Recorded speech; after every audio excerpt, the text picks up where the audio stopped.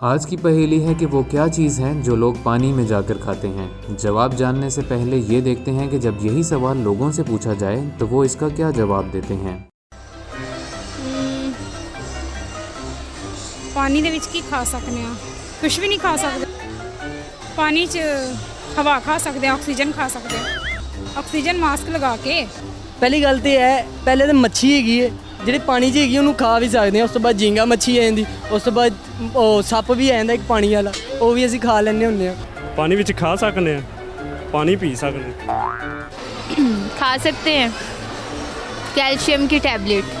नहीं, पानी में जाके मछली, वो गर्मियों में खरबूजा खाते हैं।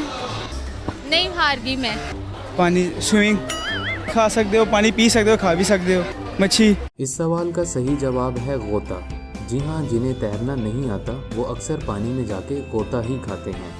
और क्या आप जानते हैं वो कौन है जो रोते रोते मर जाती है?